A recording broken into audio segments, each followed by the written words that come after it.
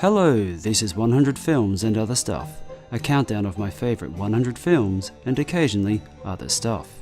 At 98 is the third instalment of Chan-wook Park's Vengeance trilogy, Sympathy for Lady Vengeance. Be warned, there are spoilers ahead.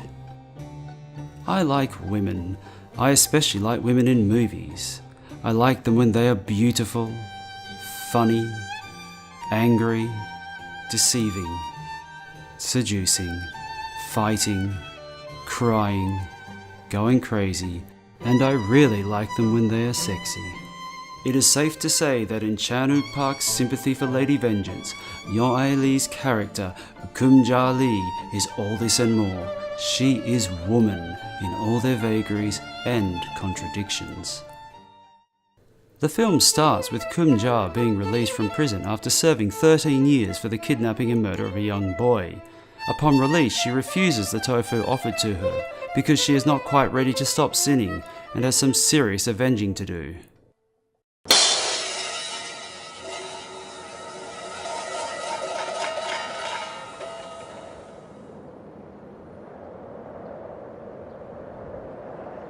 너나 잘하세요.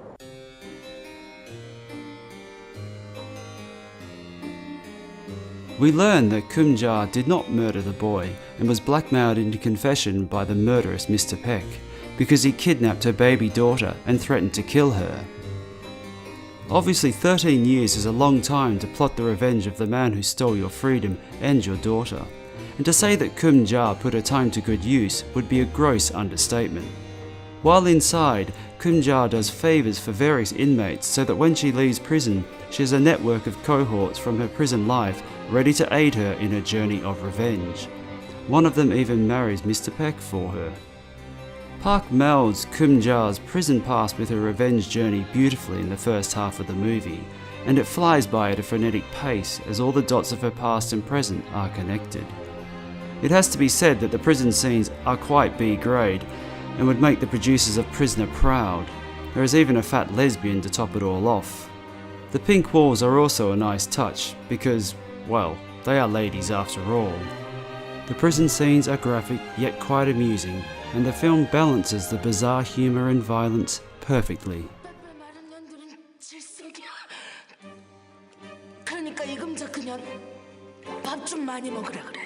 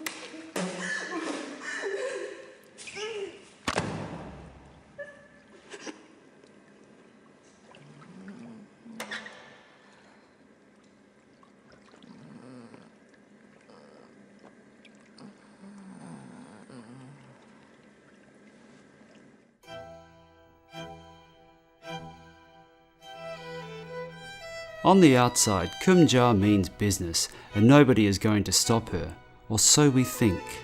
The film changes tone once Geum-ja meets and befriends her daughter in far-off Australia. Up until this point, she has been on a take-no-prisoners revenge journey and is quite unsympathetic. Meeting her daughter and the eventual apology to her back in Korea via the man who separated them is inspired screenwriting, and the first time we see a sorry and vulnerable Geum-ja. But even before you could celebrate your first birthday, I had to go to prison. I had to give you up. 넌 누구한테나 잘 웃어주는 예쁜 아이라서. You're a sweet child. You smile your pretty smile at complete strangers. 어느 집에 가든지 모두가 널 좋아할 수밖에 없다는 거 엄마는 알고 있었어. But when she is about to exact her revenge, she discovers that Mr. Peck murdered other children.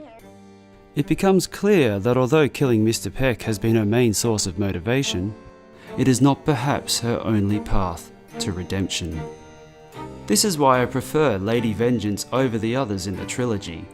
Oldboy, with that gotcha ending and the famous tracking shot, is an extraordinary movie, but there is not a lot else going on, other than revenge. Sympathy, on the other hand, becomes a film about atonement. Geum-ja gets her revenge, but it comes with a lot more human complications. The film shows that getting what you wish for is often not ideal. The scenes featuring the grieving parents who are given the chance to avenge the killer of their respective children is a case in point. We are first introduced to the parents through an exquisite montage of shots comprising their reactions to the footage of their children suffering and eventually being murdered. Yet despite viewing such provocative images, some of the parents are reticent to kill the man who murdered their respective children. Murder, like revenge, is not simple, and only a few have the stomach for it. Murder also done in a group can be complicated, as we watch the parents discuss how best to do away with Mr. Peck. These are normal people assessing the moral and more importantly, the judicial ramifications of murder. In the end, they come to the only logical conclusion. Sympathy for Lady Vengeance also has the distinction of being the least violent of the trilogy. Hard to imagine, but true. Sure, it has a rather protracted torture scene and Geum-ja's impersonation of a yakuza, but compared to the other two, with their self-mutilation, stabbing, electrocution, tongue-cutting and eating of a live octopus, it is all pretty tame. Sympathy is dark and brilliant like its predecessors. But unlike its predecessors, at the end of the movie, there is a ray of hope.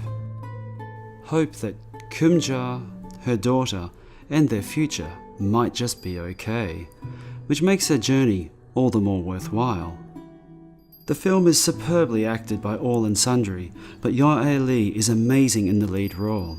Through all of the sex, killing and crying, she runs the gamut of emotions with conviction and believability. Obviously, without the character written by Park and his extraordinary direction, we would have nothing. But without Lee, we would not have sympathy for Lady Vengeance.